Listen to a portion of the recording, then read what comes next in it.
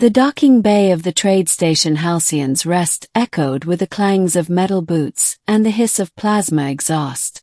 Merchants shouted in half a dozen languages, drones zipped between freighters, and the smell of engine coolant hung heavy in the recycled air.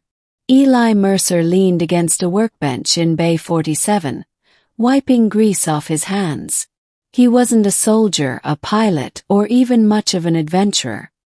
He was an engineer, one of the countless humans scattered across the stars who kept ships, drones, and alien technology working when their owners didn't know how. Eli liked it that way. Let the warriors and captains have their glory. He preferred the hum of machinery, the problem-solving, the quiet satisfaction of repairing something broken. That quiet was interrupted when a tall, armored figure stepped into his bay.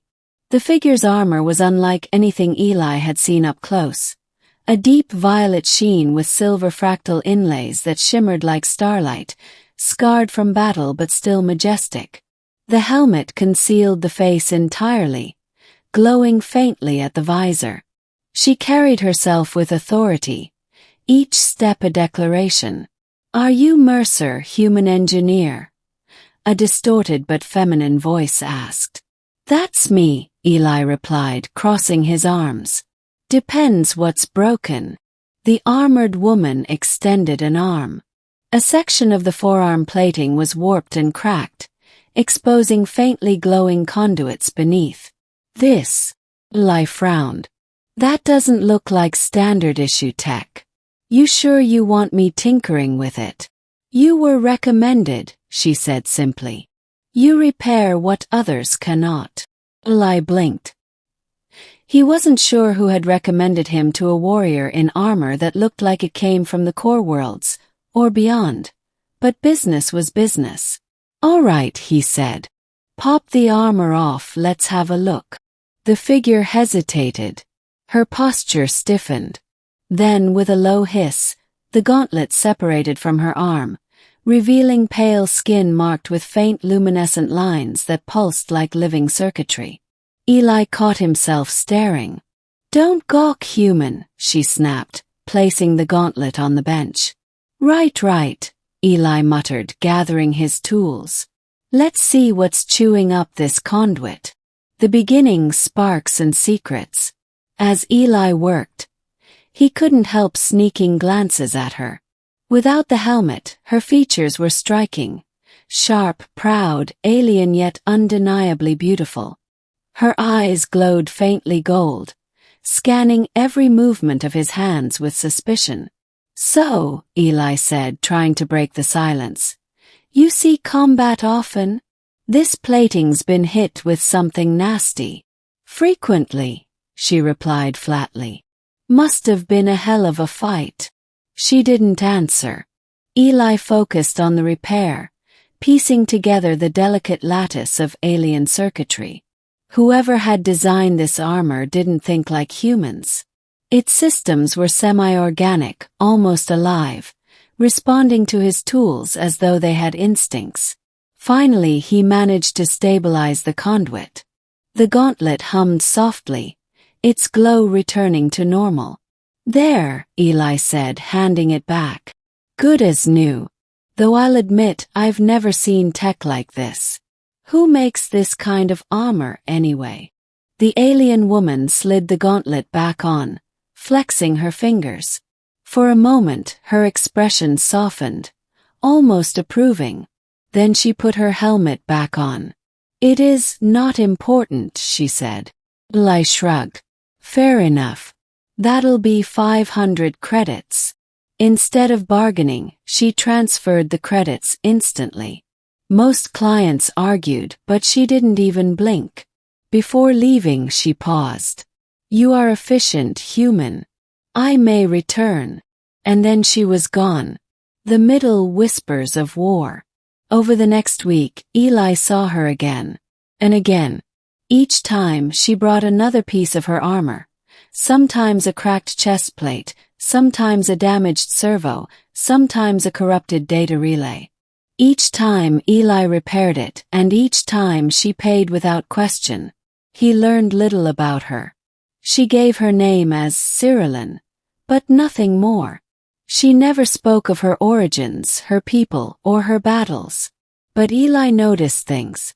The way passing aliens in the bay sometimes stared, whispering to each other after she left. The way even station security gave her a wide berth. Rumors began to circulate. A powerful fleet was moving in the sector. Skirmishes broke out between border systems. Some said a queen of the Carith Dominion, one of the galaxy's oldest empires, was traveling incognito. Eli didn't care for politics. He cared about machinery. But one night, Cyrillin returned, not with armor this time, but with a wound. She staggered into his workshop, helmet cracked, shoulder bleeding with luminous ichor. "Lock the door," she ordered, collapsing against the bench. Eli froze. "You're hurt." "It will mend," she hissed. "Not without help," Eli snapped, grabbing his medkit. "Hold still." To his surprise, she did. Eli patched the wound as best he could, his hands trembling. Her skin was warm beneath his fingers, her breath ragged but steady. "You're not just some warrior, are you?" Eli asked quietly. Her golden eyes met his. For the first time, her mask of control slipped. "No," she admitted. "I am Cyrillin Vera, Queen of the Carith Dominion." Eli's stomach dropped. He'd been repairing the personal armor of a monarch, one whose fleets could reduce this station to dust. "Right," he muttered. "And here I was charging you 500 credits a job. Guess I undersold myself." To his shock, Cyrillin laughed, a genuine melodic laugh that carried warmth he hadn't expected. "You are bold for a human," she said. "Most tremble before my name." Eli smirked. "Most don't see you limping into their workshop asking for a bandage." The conflict, betrayal and choice. From that night onward things changed. Cyrillin trusted him more, letting her helmet stay off in his presence. They spoke, not just of machinery but of life. She told him of her people, bound by duty and bloodline, of the crushing weight of expectation. Eli told her of Earth, of oceans she'd never seen, of cities that touched the clouds, of the stubborn human belief in fixing what others discarded. But secrets never stayed hidden for long. One evening, as Eli worked on her chest plate, the bay door slammed open. A squad of armored soldiers stormed in, blasters raised. Their insignia bore the sigil of the Dominion. "By order of the High Regent," their commander barked, "the Queen will return with us immediately." Cyrillin rose to her full height, regal and defiant. "Traitors," she spat. "The Regent dares to usurp my throne."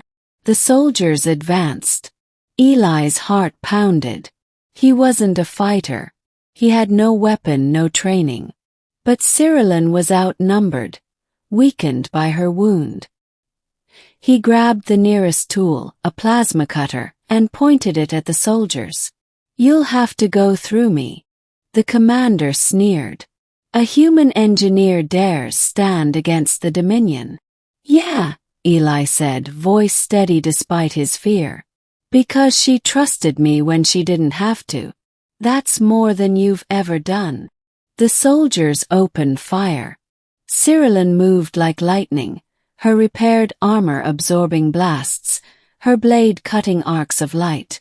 Eli ducked behind cover, throwing tools and triggering machinery to distract the soldiers. Together, Queen and Engineer, they drove the squad back. When the last soldier fell, Cyrillin turned to Eli, chest heaving. "You risked your life." Eli shrugged, still gripping the plasma cutter. "Guess that makes us even."